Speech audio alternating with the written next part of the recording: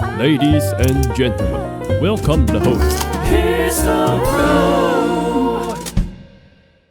大家好，历史的李修，我们今天来到澳門的橫琴，剛剛過了一個關口，體驗了一下什麼叫跨一條線就過關了。因為我們在台灣很少有這種走路上跨關的行程，但是在大陸呢，這個太常見了。大陸光路上鄰國繞一圈啊，那是世界最多的。我們今天特別來拜訪，也是大家的老熟人張忠征會長。會長好，大家好。跟大家說，今天大家一定要多問一點尖銳的問題。會長不辣不歡，會長先給我們介紹一下兩岸青年文化交流中心。非常榮幸呢，我們能夠在橫琴海峽兩岸青年文化交流中心接待一休先生歷史哥啊。我們昨天剛認識，但之前看過歷史哥的很多視頻，我很喜歡，有深度，有文化，有歷史。看了之後呢，能夠得到很多的啟發。我們這個橫琴海峽兩岸青年文化交流中心是去年3月份成立。這個海峽兩岸青年文化交流中心呢，實際上是專門為台灣的年輕人、網紅來到澳門、來到橫琴，跟我們這邊的年輕人進行交流，了解大陸，了解大陸的歷史文化、現實、制度各種的這個發展最重要的一個地點。我們也希望我們海峽兩岸青年文化交流中心能夠有機會接待更多的台灣年輕人，尤其是台灣的網紅朋友。我們在這裡去年呢接待了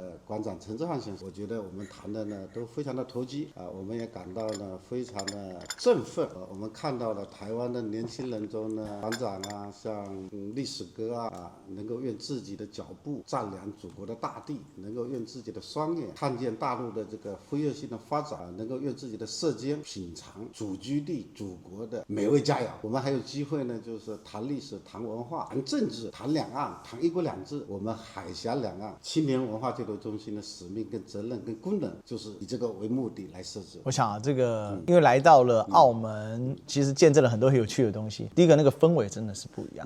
這個澳門的發展，而且澳門有一個很重要的點，澳門在它的發展上有長足的進步，人跟制度。那從制度面來說，它跟香港也是一國兩制。那一國兩制在台灣是最敏感的話題，我一定要來請教一下會長。一國兩制當時19年的時候，在香港鬧了很大的風波，就是反送中事件，大陸叫黑暴。但是不管怎麼角度看待，但問題是挑戰到香港的基本制度。可是，一江之隔，在珠江口對面的澳門卻是一派歌舞升平。而且，即便我們看到疫情之後，澳門的發展是加速的。從你的角度來看，一國兩制為什麼在澳門是成功的，而在香港卻受到很大的爭議？而在台灣人的視角看香港一國兩制，很多人是害怕的。所以當時不是說今日香港，明日台灣，哇，這個口號把韓國瑜直接給撂倒了。所以2020年當時蔡英文817萬大勝。一國兩制，我覺得是人類的一個最創新的一個制度。任何一個國家呢，在歷史上沒有在一個國家實行兩種制度的這樣先例。那麼中國共產黨呢，這方面呢是開了一個歷史的先河。為什麼對港澳或者對台灣當時提出一國兩制回歸或者統一呢？我覺得這恰恰是證明中國共產黨這種偉大的宣法。更重要的是，說明中國共產黨一切從實際出發，實事求是。什麼樣的制度對香港好，對澳門好，對台灣好，就用什麼樣的制度。所以一國兩制呢，這個制度呢，簡單的說，它對澳門好，對香港好，對國家好，對世界也好，因為給全世界所有的國家解決同樣的問題提供了一個借鑑。那麼核心是回歸了20多年之後，一國兩制這個制度到底好不好？那麼首先呢，談澳门。澳門回歸了20多年，99年回歸 ，GDP 呢增長了10倍以上，人均的收入也將近增長了10倍以上，各行各業都因為一國兩制的制度的實施得到蓬勃的發展。澳門是特殊的旅遊業，其中呢，博彩業呢，在國內、在台灣、在香港，它都是禁止的行業。回歸之前都存在，那麼回歸之後呢，得到了很好的規範發展，不但它保全下來，還得到了規範發展。這說明說一國兩制是真實的。實際上，一國兩制的這個特點呢，在澳門社會的方方面面都可以得到充分的體現。但是，的確，博彩業呢，可以呢說明一部分問題。當時回歸的時候，中央對港澳的居民說，回歸之後，資本主義制度的生活方式不變，馬照跑，舞照跳，股照炒，澳門的賭照開，包括香港，包括澳門都是的。這說明中央言必信，行必果。凡是中央回歸之前對港澳的承諾，個人理解幾乎是100%的兌現。那麼這裡呢，跟台灣朋友還要特別講，回歸之後，香港也好，澳門也好，在發展的過程中碰到任何困難啊，比如說疫情啦、能源問題啦、啦，包括特殊的社会的一些出现的一些问题的特別的事項啊，只要向中央提出，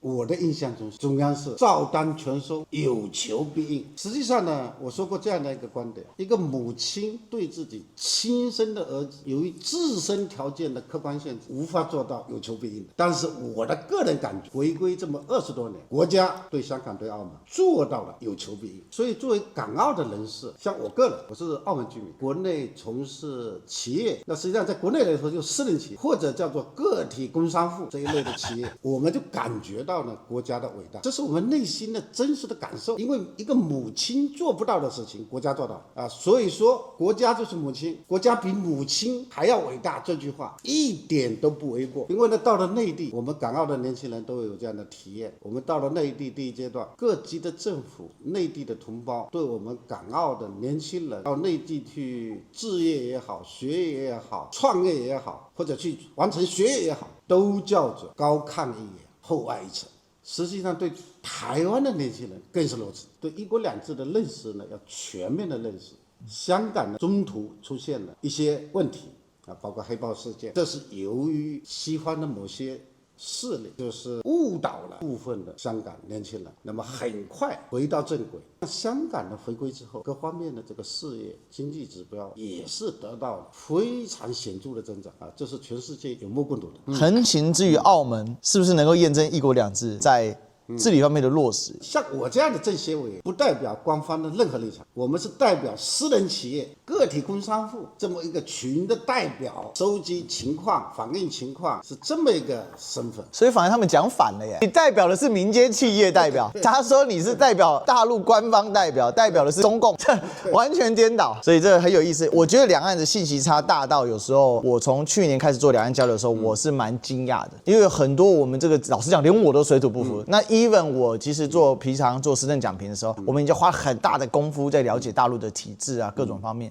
可當我們實際去走的時候，還是很不一樣。一般我們這種庶民經濟的話，他沒有辦法做到像是館長他現在做的那個樣子，而且這當中會長也是深度參與。我去年呢認識了館長之後呢，就給他提出一個建議，就在這裡。我說你可以在大陸裡面做電商，他說可以嗎？他對大陸不熟悉啊。我說憑着你只要決心在大陸做，很多大陸的同胞會很真誠的幫助你，我就鼓勵他一定要做。那麼呢，後來他就開通智慧館長的這個直播頻，實際上是在我們這個橫琴的這個海峽青年文化交流中心協助他注冊。我們提供了很多這個協助，大家就會認為呢，就是說這個館長呢，就是說現在在大陸的這個平台呢做得很好，但是呢，他的確還在不斷的適應跟學習的過程之中。到現在為止，我估計他賣出去的貨應該有幾個億台幣，應該是有的。但是呢，我說一點，我覺得很重要，館長賣的東西，你可以大家去研究一下。我開始也在研究，我說這些是不是大陸的朋友為了照顧他，是給他的一種精神的這個鼓勵，為了精神鼓勵他，打賞他，買東西不是為了真正買東西。這樣的認識，我現在才發現是不對的。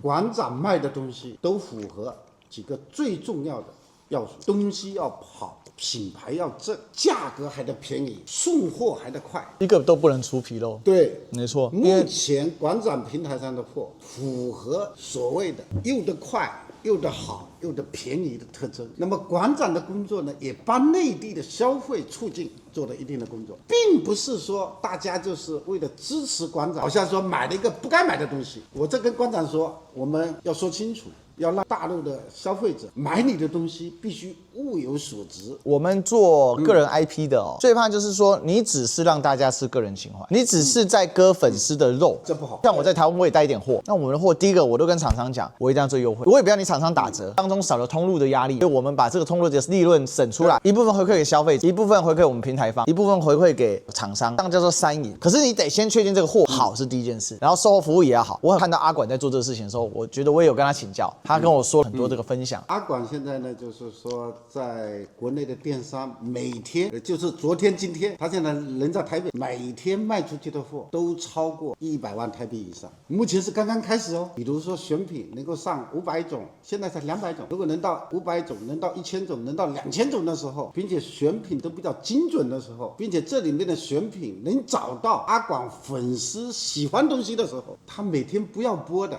每天在台北該幹他什麼工作照樣幹，他可能一天能賣幾百萬台幣。他掛車就出去了啊，掛車就可以賣出去幾百萬台幣呢。那為什麼人家要買呢？因為通過這個途徑，用更便宜、更實惠、更公道的價格買到了他內心中的那個品牌質量有保障的，這是電商的品質是最重要的。或者說阿管這樣年輕人到大陸來，要發展、要落地、要做事業，都是會付出100%的真誠來幫助你們。因為我覺得就是說，這是時代給我們大陸或者港澳企業主的一種責任。你看，沒有大陸的改革開放，沒有這幾十年的這個變遷，我就常說，我說我可能我今年62歲，會不會還在大陸的某個農村養牛？可能走不出那個大山，找不出那個農村。這會長太客氣了，這是不可能的，這是大概率。那麼為什麼能走出來？我覺得這是時代，這是國家，這是政策，這是引領給我們造就的人生的變遷。那麼我們既然有這樣的一個這個基礎，有一定的基礎，有一定的條件，那麼現在兩岸的問題、融合發展問題，我也相信呢，是14億大陸同胞特別關注的問題。所以每個大陸的同胞，你放心，歷史哥，他對你的真誠、对你的付出、对你的幫助，只會超過我張宗正，不會低過我，因為這是整個大陸同胞對台灣同胞的一種愛、一種召喚、一種內心深處的一種呼喚。因為兩岸的確是同胞，我都很奇怪台灣的一些綠媒、台灣的一些就是綠色的這個政治人物說的那種話，我們聽的真的是特別的詫異。你知道你那時候跟阿管連線之後，哇，那綠媒把你寫的簡直是什麼神秘大佬，北京這個特殊任務要求，哇，真的很厲害。不過我一定要講一個，剛才這個會長真的是謙虛，因為會長是華中科大的博士啊，但那個時候能夠讀到博士，這個是金頭腦，不會在山裡面放牛，至少絕對是國家的科學人才。昨天跟會長聊的時候，我很诧異，因為會長算理工科的嘛，那可是他的这個文化跟素養。我們就聊了好多，還聊到這個蘇東坡當年跟佛印、王安石還有這個宋英宗的故事嘛，聽的真的是太有意思，真的，裡面的這些名人雅士他們怎麼樣去互動，其實這些很有意思，就是說他沉浸在文化背後。所以昨天我們就聊到，如果今天歷史哥到大陸來，就是要怎麼去走。因為我去年走了10個城市，來了7趟，今年的第2趟。然後其實也又多了一個城市，就來到澳門，現在又來到了橫琴，來到了這個算是珠海的一個地界，所以其實感受很深啊。台灣人總會有一些誤解，甚至很多住在海外的華人不懂大陸的文化底蘊。很多人都會提到以前的政治事件嘛，好，比如像文革啊什麼，覺得說，哎呀，大陸這個以前叫一窮二白嘛。其實完全不是，你到各個地方去，昨天會長分享了很多這種名山古剎裡面的一些大師的一些說法，很有意思，很深刻哦。所以這也是我一直在看說，如果我們沒有往實處去走，沒有到大陸走這幾趟的話，我真的沒辦法理解，也不可能跟會長有這麼暢談嘛，因為這個我屬龍，會長也屬龍，但他是大我2輪的龍，對，我比你大24歲，但是就聊得很開心，聊得很投緣。那我覺得這裡面有一個基底是什麼？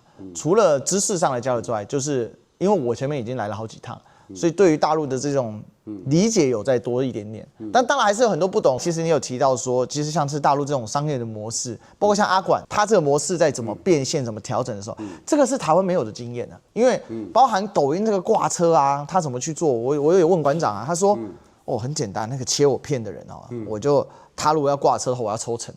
他什麼都不用管的。對，我們在這個時候在談話，他在賣東西的，這就是很神奇的地方。在台灣沒有這種模式。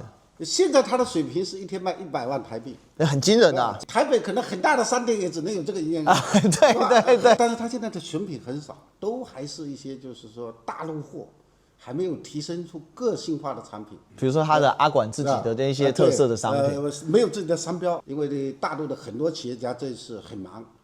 找了很多做他聯華的這種品牌的這種開闢，尤其台灣的食品文創，這可能是第1階段。第2階段呢，它很可能會成為台商在大陸某一類產品的這個就是說結合起來的一種代言，一種這種渠道的一個銷售，所以天地非常的寬。阿管的成功，我是特別的讚賞，我是覺得他這種執着敏銳。他已經在大陸取得了巨大的成功，很多台灣人可能還不清楚，可能一輩子都賺不到阿管這幾次。他是去年8月來的耶，所以我說這真的很厲害。就是說阿管來了之後，到今天他已經是很多人在台灣一輩子賺不到的。的一個規模。它已經創造了一個歷史。中國的歷史幾乎是一部追求統一富強的歷史。對，秩序啊，統一跟富強，幾乎是一部統一史。在歷史上，凡是致力於國家大一統的、統一的這樣的政治人物，才有可能被歷史記錄下來，成為大英雄。確實是。但是，凡是在歷史中搞分疆裂土的，像搞台獨這樣的，沒有一個例外，都被釘在歷史的恥辱柱上，受到人民的審判、歷史的審判，沒有例外的，沒有例外的。所以，中國的這個歷史呢，就是說，這個統一史的特徵特別清晰。中華文化最重要的是什麼？基因是什麼？我們中國人有最重要的大一統的基因。你不要講為什麼，不要講更多的理由，這就是漢人，這就是漢文化，啊，就像漢武帝當年所說的“犯我大漢者，雖遠必誅”，這就是我們漢人的氣質。我們漢人呢，也是最愛好和平的。对，但是你不要犯我們，也不能欺負我們的兄弟，更不能進入我們的大門口造次。實際上，我跟大家講個故事，這也是中國的歷史。歷史哥建議你要多講，因為很多歷史，包括台灣的歷史。台灣甲午戰爭之後，1895到1930年霧社起義，大家都知道，台灣的軍民為了抵抗日本侵略者，反對日本的殖民統治，65萬的生命，10幾次的大屠殺在台灣啊，這種家國血淚的仇恨，不是說可以忘記，也不是說我們今天一定要跟日本人民作對，這是2件事。歷史要銘記，歷史不可以忘記，不能忘記。对日本軍國主義的仇恨，永遠不能放下。你只有不放下對他的仇恨，記住了這個仇恨，才是對日本人民的最大優，他不會再走錯路，這是很重要的。這個事情昨天也分享一個故事，我實體的故事給會長，就是我們台南玉井那個地方，古稱交八年，因為那裡有個交八年事，當時交八年事件的時候，抓了於清芳上千人，我們只看到上千人被判槍決，當然後來因為國際上引起譁然，日本為了顧及顏面，他就沒有槍決那麼多人。只槍決首犯，但是大家知道嗎？私底下做的清鄉殺的那才是真多人。你去玉井那一帶哦，發現了很多百人坑、千人坑，據傳是8歲以上到8歲到80歲，非常恐怖。但也導致這個玉井這個在清代其實它是在這個土牛鴻溝附近的，因為這個清朝的統治是番漢是分開的嘛，也就是原住民跟漢人它是有界限，它那是個隘口，所以等於說我可以交易，很發達，那邊整個就衰落，所以。剛才會長在講這個事情的時候，其實日本人在台灣的很多歷史問題根本沒有得到真正的重視，尤其民進黨上來之後，那簡直就是能掩蓋則掩蓋。那個交八年事件碑現在破舊的不行啊，它就立在那個玉井的那個市中心，它那個一個小小的鄉鎮嘛，然後一個鎮中心。但是就好舊好舊，然後你也不重視，也不辦活動，我覺得是可悲的。台南有這麼多史蹟，國民黨謝龍介委員他去立了一個這個慰安婦，日本人還去用腳去踢他，假裝去踢他。八田與一紀念館，賴清德每年去講話去獻花，有時候覺得這個天地倒反，可是李友邦將軍帶着這樣台灣人到大陸去抗日，帶着台灣人到大陸去抗日。李友邦將軍在大陸，大家知道人家是怎麼紀念他。我去四川建川博物館的時候，樊振川先生有親自來跟我這個聊一下，我們就在現場看到他所立的那個叫鐵像。他說為什麼用鐵像不用銅像呢？他說立銅像成本低，鐵像要抹那個鐵像油。他說沒有，陣陣鐵骨當中站在台灣土地上就是李友邦將軍。你知道我看那個是很感動，我就會說哇，可是。民進黨治下的台灣，這些東西都被淡化、刻意的操作，我覺得很糟糕。所以兩岸交流很重要，就是這樣來的。因為台灣你民進黨不講沒關係，大陸這邊社會講，老百姓講，甚至政府講。比如說我去上海，剛好遇到那個抗日光復80周年紀念日，大陸同胞在紀念我們的光復，結果我們的光復在民進黨嘴巴裡面，他們不叫光復，叫中戰。甚至叫做恥辱，他們不當光復當恥辱。我說哇，天他媽天地倒反了！你們這些台獨國的、台灣國的到底在幹什麼？踐踏祖宗的生命，踐踏同胞的生命。其實他們講什麼同胞，我覺得都很惡心，因為他們的同胞是一種切裂，他們連全部的台灣人都不要，他們只要他們台獨那一掛。可是大陸老百姓不一樣，大陸包含會長看到我們哇，很熱情。銘記歷史對我們中華兒女來說是非常重要的。所以兩岸，我是這樣的觀點。現在要搶救兩岸集體的民族記憶，是一個非常緊迫的文化工程。集體的民族記憶是非常珍貴的，因為那個時候1895以後的階段，的確我們中國非常的弱，台灣被日本人侵占之後，福建的居民你知道是怎麼記錄的嗎？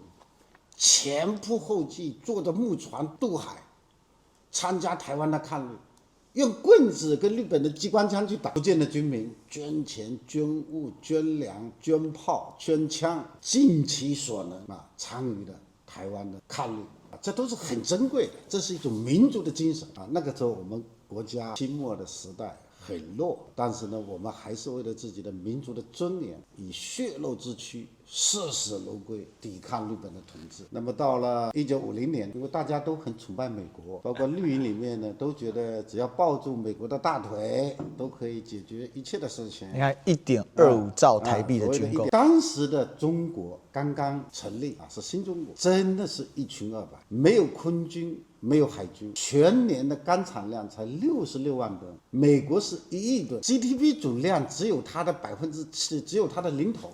那個時候，二戰結束之後，它的確是全世界壓倒性的這個頭號強國。這個戰爭打了3年，在朝鮮戰場上，麥克阿瑟在朝鮮戰場上結束的時候就說過這麼一句話。他說：“中國軍隊的戰鬥意志超出了他的想象，所以我們在朝鮮戰敗不丟臉。說中國人打仗不要命，他的戰鬥意志完全超出了我們的想象，是無法想象的。”這是麥克阿瑟說的。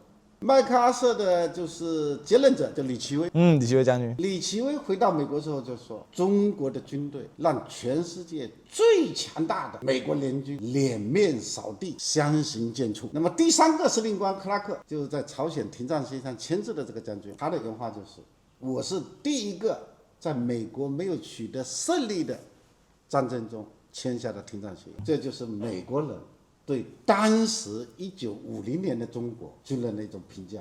那又過了10多年，大家可能還去翻一翻，就是越南戰爭65年前後，越南戰爭，美國呢也侵略了越南。我們中國的軍隊第一階段是派的航空部隊跟工程兵部隊，前後後參加越南戰爭的這個就是入境的中國軍人達到32萬。那麼到了最後一階段是準備全面的就是進入就是越南。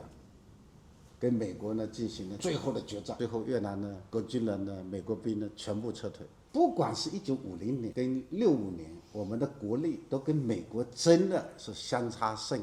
那麼到了現在，就說2025年，我們中國的乾產量大概是11億噸，是美國的11倍。我们的造船能力至少是美国的200倍，並且所有的發電中，有40%是綠能，是太陽能、風能、光電、水電，加核電。220個工業品，遠遠是全世界第一。今天的中國不僅僅是世界工廠，也是世界最偉大的市場，這是美國人公認，全世界公認的。高科技的競爭，黃仁勳說的一段話非常經典：美國的 AI 行業裡頭，有一半是華人。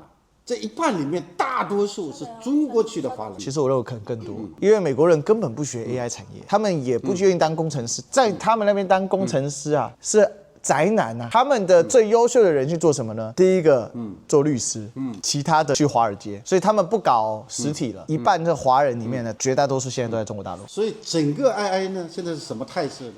是美國的華人跟大陸的華人在競爭，是中國人之間的競爭，就是這麼回事。而且這很有意思哦。美國的華人呢，大陸去的很多，新馬、台灣，這個跟有一個很像，跟這個乒乓球、羽毛球，都很像。你看這個羽毛球之前有一次，那時候打這個應該是亞運嘛，然後前3名都是華人，台灣的林洋配嘛，然後。這個第2名是大陸的，第3名是馬來西亞，就是類似這種概念哦。現在 AI 產業已經幾乎各個這個科技業的老闆，這個 AMD 的蘇姿豐，然後 Intel 現在的陳立，然後再到黃仁勳，哇，這簡直是。所以今天的中國呢，不是1950年的中國，也不是1965年的中國。實際上，今天的中國呢，按照就是國際的統計規則是第2位。如果另外一種國際的標準的統計方式叫做評價購買力計算的話，已經超過美國。那麼再加上我們14億的中國人民，實際上我們中國人呢有個最大的特點，中華民族就14億的中國人，到今天為止可以是說全世界所有的民族中最吃苦耐勞的民族，最勤奮的民族。這樣的一個民族，14億人每天艱苦奮鬥、加班加點、勤奮的耕耘，是任何世界的力量打壓不住。所以今天的中國已經是世界的最大工廠、最偉大的工業基地。更重要的是，全世界增長最快的最大市場，包括現在提出的“15+5”規劃。“15+5”的規劃呢，台灣人可能呢，台灣的同胞啊，很多人對這個認識不足。我們大陸的每5年做一個規劃，今年26年就是第15個5年規劃的第1年。那麼未來的5年要做什麼？根據中央的部署，習主席的部署，首先這個15+5是全新的中國發展的新的階段，所以需要新的格局、新的觀念。這裡面最重要的就是新的戰略。那麼主要提出要以制造業、實業為基礎，這是中國一貫堅持的一個基本原則。一定的就是以制造業、實業為基礎。第二就是要以創新技術為引擎，這是習主席反覆強調的一個原則。第3個呢，堅持改革開放，要不斷的開放，因為5000年的歷史，凡是對外開放的那個階段，都是萬般來藏，蒸蒸日上。沒錯，沒錯，這個是重點。閉關鎖國，必敗無疑。還有就是處理好權量跟質量的關係，因為現在有很多的權量，傳統產業怎麼升級，跟新行業的之間的這個關係，同時要提出就是說這個怎麼解決，就是說貧富不均，要盡量的就是把貧富不均的問題解決到一定社會能夠承受的或接受的範圍之內，這大概就是15+5規劃的最中心的這個東西。現在呢，我們的台灣的年輕人呢，就是了解之後，大陸現在是存量跟增量怎麼去協調關係，然後還有一個就是說，我們剛才提到開放才是鑰匙。中國重2個東西，秩序帶來繁榮，繁榮帶來開放，而繁榮的時候又要有秩序，這個就是中國人的智慧。這在西方是個矛盾觀念，西方人沒有讀我們的《道德經》啊，他也沒有中華民族的文化底蘊，所以他們不懂秩序跟開放是可以並存的。今天大陸其實它秩序面是管好什麼？把社會做好規劃跟兜底。我們家是李唐皇室嘛，他的秩序抓得很緊啊。唐朝皇帝一声令下，遠在西域是可以有人掉人頭的，那不是開玩笑。他這個所謂天可汗，可是他不濫用他的權力，他讓大家安於這個秩序。遇到問題的時候，天可汗可以隨時調兵。為什麼？因為大家知道這個秩序會帶來繁榮，大家會共同來維護。這就是今天美國最大的問題啊！美國帶頭破壞自己建立的戰後的秩序，建立的全球化的秩序。今天不管是韓國、日本，到現在所穿的服飾都是唐朝時期的服飾的影響。反正今天的中國的服飾是經過了演變之後，是到中山先生把它定中山裝之后影響很大嘛，改良式中山裝。看起來怎麼日本的服飾跟我們這個文化上好像不太一樣，其實沒有，其實那就是開放的唐朝，而閉鎖的清朝。雖然它的武功非常強盛哦，實權強盛，可是因為它封閉嘛，所以清朝在乾隆之後很快的就進入中衰，道光中衰。等到西方人再來的時候，你應對不了。今天開放的中國是為什麼美國對付不了的？很簡單嘛，中國經過改革開放之後，在政治上它是穩定的，但是它在經濟上、在創新上，它是非常活力的。然後当年15+5規劃的時候，是要在製造業強國裡面，就是接近製造業強國水準，或者是等同製造業強國水準。現在是在製造業強國裡面領先。所以我覺得剛剛會長那一席話，我感受很深。加大開放力度，就像 CPTPP，美國你不玩了，但中國申請加入啊，台灣申請加入是為了政治目的，但是大陸申請加入，它是真的為了經濟上的更加的繁榮跟創新去突破。這就是說，在我們看到這個川普2.0上來之後，他要搞這個 G2 嘛，他想把世界劃分勢力範圍，可是大陸卻是加大改革開放，這個叫做全球治理倡議。全球治理倡議其實就暗合我想的新天朝觀，就是說以前的天朝像唐朝，它確實有很明顯的禮儀上下之分，可是新天朝觀呢是世界人民大團結萬歲，所以大家沒有主次之分，但是中國自然而然成為世界的中樞。所以这是我看到這個當代的中國的一個發展，一個多極化的世界，但是中心是中國，中國之魂在中國，世界之中嘛，世界中央嘛，所以更大的開放是整個我覺得大陸的未來的一個發展。這一種開放的心胸，其實我覺得是當代中國在經歷過了這上百年的這樣的恥辱之後，重新體會出來的。所以孫中山先生說的嘛，聯合平等待我之民主嘛。那努力來讓這個世界會更好。這是其實跑這兩岸了，我真的學習到很多這種內核的東西，而且這是接觸了，比如說遇到會長，聽到會長在講，哎呀，這個真的很有意思啊。兩岸融合或者是統一有什麼好處？就統一的好處是什麼？先把這個問題搞清楚。我個人的理解呢，就是說不一定就是根據有些文件或者說分析，我個人的这個記憶中，我覺得統一之後，兩岸如果統一至少對台灣的同胞有7個好處。第一個好處，你看中國的電視全球的1/3是美國的3倍，還在增加。現在那個亞江水電站已經開工了，投資1.2萬億建一個水電站，人民幣哦。這是1.2萬億人民幣，相當於多少？相當於將近6萬億，6兆台幣。所以能源肯定會得到極大的改善。第二個，基礎設施會出現翻天覆地的變化，因為中國的這個基建能力，基建已經被世界就是共識的認為是基建狂魔，是吧？那麼台灣的這個基建，包括我們去金門的大橋，我們都見到那個基建都建好了。我們今天去看港珠大橋啊，如果是跨海大橋啊，去台灣啊，現在對中國的工程力量來說，我認為都是不是大事，完全可實現。另外呢，台灣的老百姓的民生會得到更大的改善。這裡的民生包括大陸的最偉大市場、最大的市场，包括產業的優勢的結合，會給台灣的各方面的這個行業帶來全新的機遇。國際的交流會得到極大的改善，這也是可以預見到，就是說這個中華文化的滋養方面，也會得到極大的這個提升。我覺得統一只對某一個特定的人可能沒好處，就是那一位自稱為務實的台獨工作者，可能他沒好處，對所有的台灣同胞都是有好處的。那我們應該倒過來問，台獨對誰有好處？你的觀察？對賴清德有好處。但是呢，賴清德搞台獨是死路，我相信賴清德有足夠的智商判斷。我剛才說了那麼多，1950年的中國跟美國怎麼對抗？朝鮮戰爭，65年的時候在越南怎麼跟美國戰爭？中國軍隊大規模的軍隊沒開拔，所有的美軍撤走。那今天的中國是什麼中國？連美國人都害怕中國。為什麼美國那麼焦慮？為什麼那麼焦慮？他們就擔心中國14億人在共產黨的領導下這麼勤奮，這麼勤勞，這麼戒驕戒躁，孜孜不倦，會超越美國，成為世界中心。美國擔心這個，並且這是美國所有精英階層的共識，政治家、經濟學家、對科學家的共識。如果不壓制中國，美國就被中國超越了。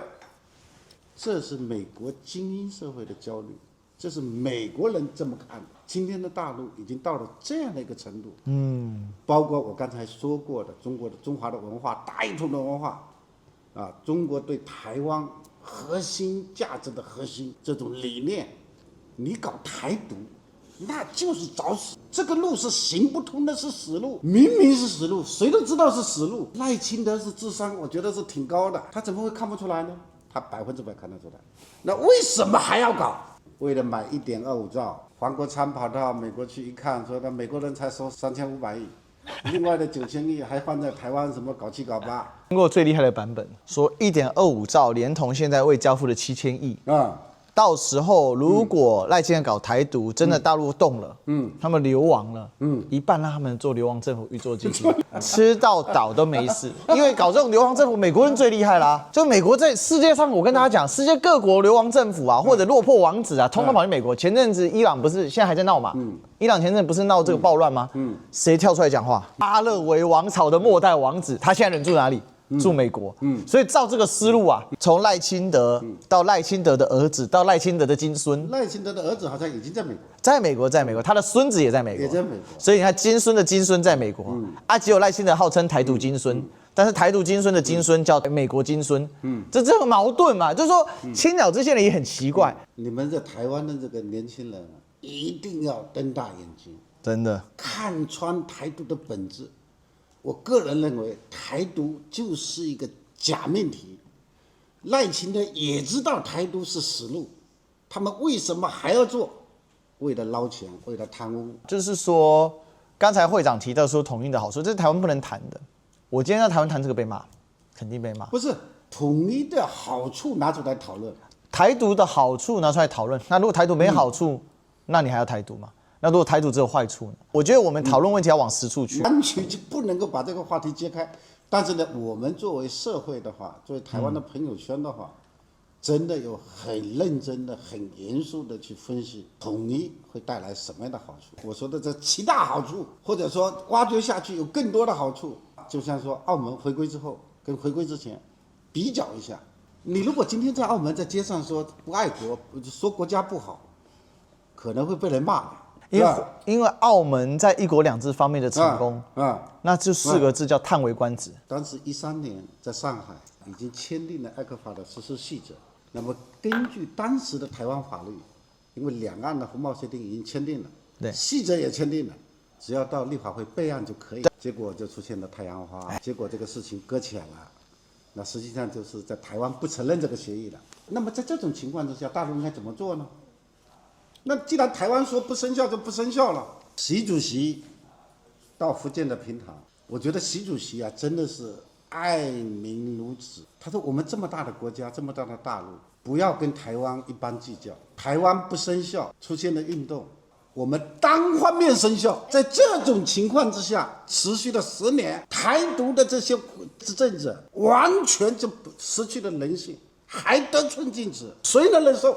這個事情就是習主席的這種人心、這種領袖情懷，很多台灣人還沒有感覺到。任何一個領導人，你說你台灣說，既然我們雙方簽了協議，說你不生效，不生效就不要執行了，大家要麼就再談，要麼就拉倒嘛。習主席單方面說，我們台胞都是同胞，不要因為他們的政治的原因，我們太計較，我們單方面實施。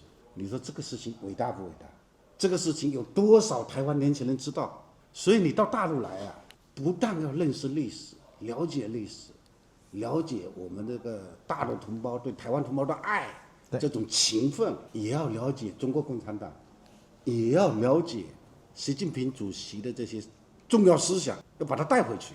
因為不了解共產黨不行，因為中國共產黨是執政的。是的，這是關鍵台灣很多有個迷思，他說反共不反中，我說你反共不反中，你怎麼理解大陸呢？你為什麼要反共？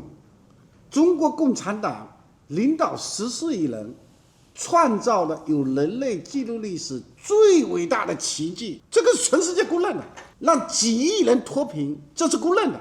這樣的黨，你有資格去反對嗎？你反對他幹什麼？中國共產黨不像是你台灣的民進黨，也不是美國的共和黨、民主党，它是代表全中國人民，追求一種文明進步的意志總集合，是代表着一種文明的方向，不能用你們簡單的政黨的理念來看中國共產黨。中國共產黨沒有自己的任何私利，一切為了人民。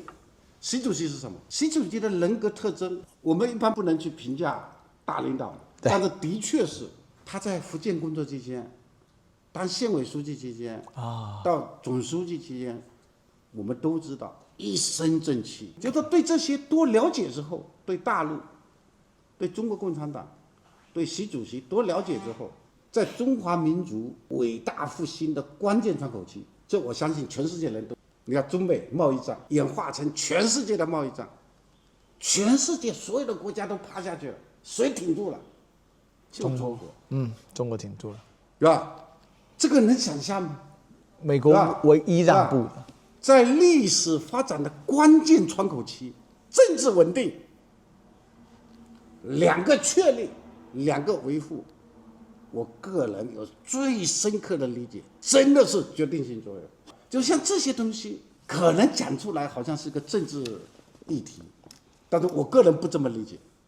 我覺得這不是政治議題，這是民生議題，因為是親身體會的。國家的安定、政治的穩定，在全世界秩序大亂的時候，這個主心骨、帶頭人、領航人，我們鄧小平以前說過，改革開放初期摸着石頭過河，是那個時候呢，在淺水區。在河邊可以摸着石頭過，是經過幾十年，14億人進入深水區了，沒石頭了沒石頭摸了。對，是吧？如果没有個指揮，沒有個領航，到時候就亂了。所以你到大陸來呢，這個交流呢，歷史哥呢，你有這種文化的素養，包括歷史的這個就是知識的底蘊，要逐漸的向深水區方向進化，把國家的最重要的東西宣傳出去。我相信台灣朋友，啊，從一個、兩個、更多的人會慢慢的了解大陸。了解大陸不是表面的，是啊。當然，吃啊、風景啊、寺廟啊、歷史文化很重要，當今的東西也很重要，還是根本。我們可以全力的提供一些力所能及的這些，不能叫幫助吧。我們對這個事情也非常有這個興趣。對台灣人來講，為什麼體會不深刻？是因為兩岸長期分治。那台灣人只要提到這個意識形態的眼簾一關下來，尤其民進黨執政10年，這真是改變很大。很多的理解，比如說像我們家，我爸爸他們是深綠的，那簡直從我大伯、二伯、三伯、我爸的堂兄弟，我叫阿杰，然後到這個大姑、二姑、小姑都深綠的。他們你談到大陸，他們就先關門了。但是呢，我覺得這幾年慢慢有一些變化。還有個很重要的問題，民主文化的討論。我相信台灣人很多人會錯誤的認為，台灣的現在的民主方式就是一個最好的民主，大陸沒有民主。這就是我剛才要講的，大陸沒錯，他的是這麼的看法，他的意識形態他就先給你關門了。對，所以剛才講到3個向度嘛，第一個向度是歷史文化這些東西是我們的精神內涵，食衣住行是我們的現實內涵，政治治理是我們制度的內涵。這3項是缺一不可。你如果沒有這制度內涵，你沒有保障它整個運作嘛。所以剛才其實會長在講的時候，我是感受很深，因為93閱兵的時候，我人就在北京。台灣光復紀念日訂立的時候，我在上海。都是現場第一時刻感受。那你就感受到說，大陸在這個制度方面下了苦功啊，在領導、在規劃，包括剛才5年計劃，5年規劃就是以前的5年計劃延續過來。你看現在連外國學者都在吹這個啊，說這個我們應該是不是也要學習這個5年的規劃？可是台灣人對制度的理解很片面，他受到像是福庫亞馬美國的這種經典教義派的，他們這也可以算美國的經典基本教義派，他們認為民主的終結就是美國那一種選票式民主，大陸也講民主啊，你剛才也有提到，大陸的民主叫集中式民主，可是台灣人不理解。但是這個民主所打造出來的制度，目前讓大陸已經急起直追，已經甚至超越了。台灣的民主方式大家都知道，少數服从多數，決定一切。那麼中國共產黨成立的時候，本質就是為了就是民族的復興、國家的崛起，就是科學跟民主為主軸。所以我建議你以後的行程規劃2個地方，一個呢就是福建的古田，一個是貴州的遵義。遵義這2個地方為什麼一定要去？就可以對中國共產黨的民主制度的形成有個比較準確的認識。是在古田的時候，1931年，那個時候是中國共產黨進入革命應該說是最低潮的時期，困頓時候。那個時候有一場選舉，要選舉就是共產黨的古田的這個1號人書記，當時叫書記，有2個競選人，一個是毛澤東，一個是陳毅。那麼最後的投票結果，陳毅選贏了，毛澤東選輸了。然後陈毅後來到了上海，跟周恩來匯報工作，周恩來就問他，毛澤東選輸了，你選贏了，那毛澤東這個人的能力跟你比怎麼樣啊？那麼陳毅呢，真正的是一個共產党人啊，跟周恩來說，論能力，論水平，尤其是戰略，我陳毅遠在毛澤東之下。那周恩来說，那這個選舉選錯了，結果是錯了，怎麼辦？為了革命的成功怎麼辦？他說那就把他自己免職了，恢復毛澤東的領導地位，這是一個故事。到了遵義的時候，開完會之後有一場戰爭，就是說要不要進軍打鼓新場，這是重大戰役。那大家集體討論呢，當時總書記主持會議的叫張聞天，毛澤東說千萬不能打，另外多數人認為堅決要打，爭執不下，那就投票決定嘛。那投票決定完之後，就是決定要打。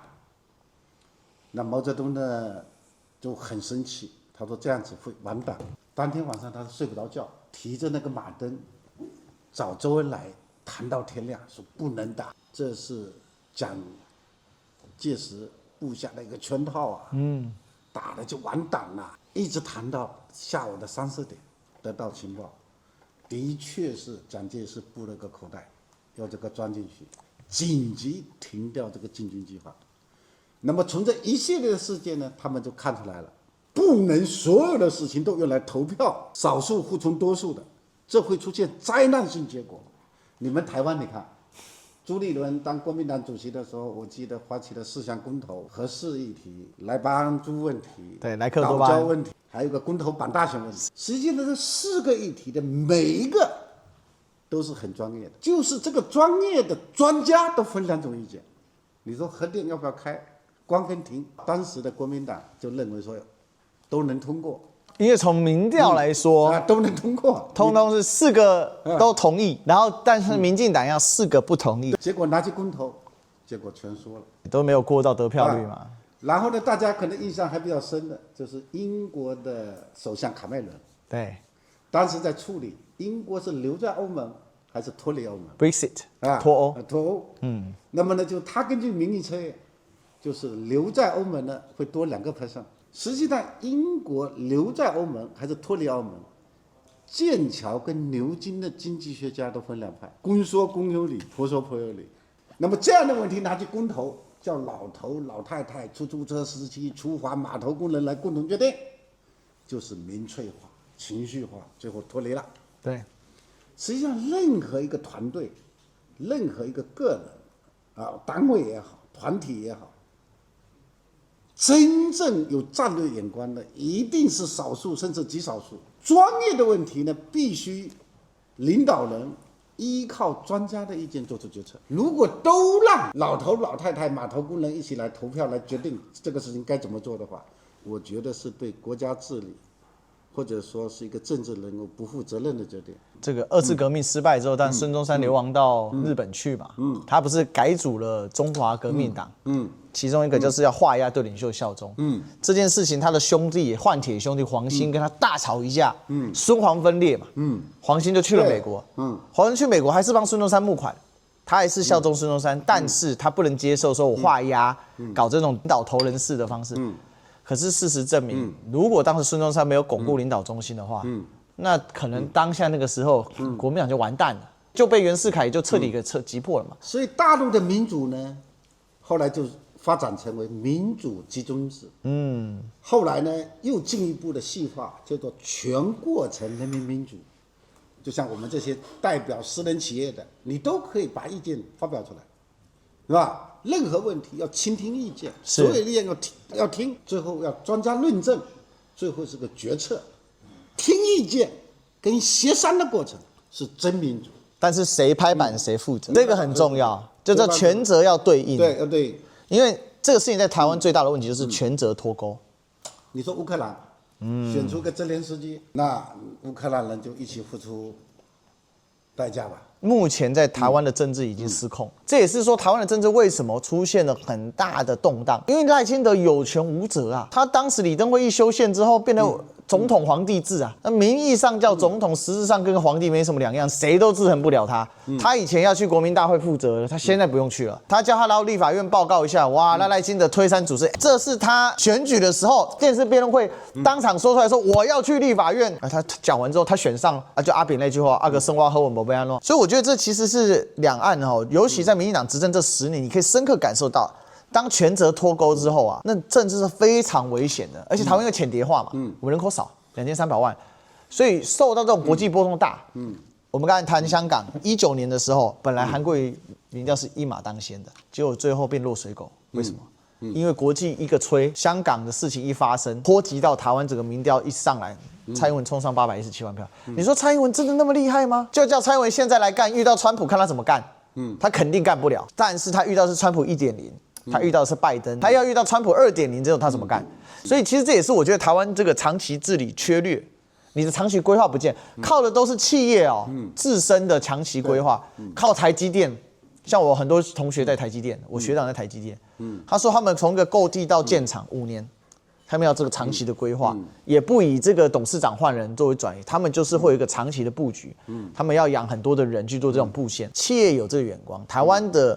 老百姓自己自相去發展，可是台灣的政府因為制度，我覺得老實講就是制度問題，那出現了矛盾性，它出現了這種缺漏，所以導致權責脫鈎啊。現在所以為什麼民進黨啊立志做大官，不要做大事，官做越大，學問越大。我們呢在港澳呢，在內地呢，對台灣呢就感覺年年在選舉，2年一大次，就那今年9合1，那27年年底又要開始領導人選舉跟那個立法委員選舉，那去年再加一個大罷免，就年年在選舉，最後它必然的導致決定台灣的選舉的幾大因素：金錢賄選、幫派進一步的這個就是說介入，然後謊言騙票，社會分裂。就像你剛才說的賴清德在競選的時候，我看到一個新聞報道，他的承諾有個13項全部跳票，說的不算。當時為什麼要講這些話？騙票。但是呢，台灣老百姓很善良，賴清德如此的欺騙，仿佛的欺騙，怎麼就沒人反抗呢？這在大陸肯定是不能接受的，因為他的講話所有的這東西都有記錄的，包括去立法會，你都有記錄的嘛。說要去立法會接受什麼備選，他說過這樣的話，對，包括說的，包括就是說這個解決住房問題，一系列問題，你都沒解決，那為什麼就是能夠忍受呢？包括這些綠媒的年輕人呢，有綠色的年輕人能夠接受他這種不斷的謊言的重複，還能夠跟着他跑呢？其實我覺得台灣人在反抗。2025年的大罷免，包含我嘛，包含現在鄭麗文主席嘛，然後包含館長嘛，包含還有很多很多的國民黨的或者民眾黨的，大家都投入到对抗賴清德這個，他想要繼續用抗中保台。他當時的說法就是。你現在藍白兩黨就是直接受命於北京的指示，你們就是在台灣開人民大會，他就給你抹紅，可是他們大敗了，輸到包含像這個新竹有一個選區，我也去幫忙主持跟助選過，林思明選區連署要11%的人，就投票連11%都不到，有夠丟臉，那為什麼呢？這個是從2014年太陽花11年之後，2025年第一次抗中保台在中央層級的選舉的一個徹底的失敗。台灣人其實在反抗，制度讓我們很難反抗。因為第一個賴清德他這個作為台灣的領導人，他的權力，我老實說啦，幾乎是無限大的，在台灣裡面，他想關誰關誰嘛。然後現在館長被起訴了嘛，他起訴書裡面給你寫哦，惡性重大哦。這就是要弄他，說他有能力斬殺賴清德，對，這麼鬼扯嘛，對不對？這外圍就先被隨扈給撲倒了，這怎麼這個賴清德出現，那是整個車隊，是每個街口都是警察。但是我覺得台灣老百姓在反抗，這也是為什麼歷史哥來大陸嘛，為什麼這個阿管啊，為什麼鄭主席也今年也想來，通過交流去打破民進黨的綠色信息繭房，這很重要。其實我覺得台灣不是不反抗，而是他那個信息的壁也太厚了。你看他把中天關掉，現在修法修過，中天要恢復啊。他的 NCC 跳出來說，不適用。你連法律裡面最基本，行政法裡面最基本的從優從輕原則，他可以當眾忘記，他把大家當白痴。其實老實講，作為一個台灣知識分子是痛苦的，有時候蠻羨慕的，就是說，至少在大陸知識分子，你如果真的認真去發揮自己的長才，國家會採納你的意見，會把這些意見給收攏。你看在台灣，他只論立場，他不跟你討論是非嘛，他不跟你討論事實，撇開事實不論，難道你一點錯都沒有嗎？那你要撇開事實的，你要怎麼論？那他就跟你撇開事實不論啊。那青鳥來罵我，他從來不跟你討論內容的。那個8囧綠色網紅獵殺陸配那個，對不對？他也跟館長吵架，也跟我吵架。每次跟他討論實際，他一講國際，我就出一篇罵他。他從來不給我回這個，他只回我個人身攻擊。就是這樣，因為他們就是利用刺激腦內多巴胺興奮劑，像精神鴉片一樣。他們飛的是民進黨這一些政治話語，讓他嗨。可是這些人數會減少，因為總會麻痹嘛。所以他人數慢慢在限縮。你看賴清德的支持度長期35%上不去了，而且還有時候還會掉下去。所以我覺得其實成效慢慢出来，但是重點是26年。第一個當然客觀現實就是你藍白能不能整合。第二個就是說我們講針對民進黨揭開他的事實的人，能不能再努力一點？能不能把做對比？台灣只講台灣講不透嘛。對比大陸的發展，對比港澳的發展。怎麼去把這些故事串起來？這也是為什麼這次答應來到澳門很重要的原因，因為我就想來看什麼叫一國兩制的成功，什麼叫大陸的治理落實到一個不同的政治背景嘛。明朝澳門就已經是割讓出去了，500年的差異，可是竟然可以在99年之後到今天不到30年的時間，澳門的 GDP 成長10%，整個發展成這樣。今天世界最大賭城已經不是拉斯維加斯，是澳門。這為什麼？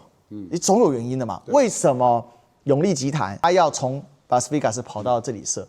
為什麼今天會長在橫琴發展，在這裡開設很多的商業的活動？我覺得它是有它的內核的原因，而這些東西其實你不來看。你不透過這種實體的討論哦，它其實是很難透徹的。我覺得這一點是很關鍵的。你問題不從實處去，你青鳥在哈也是一段時間。所以最後回答會長剛剛那個問題嘛，就說這些人到底怎麼一回事？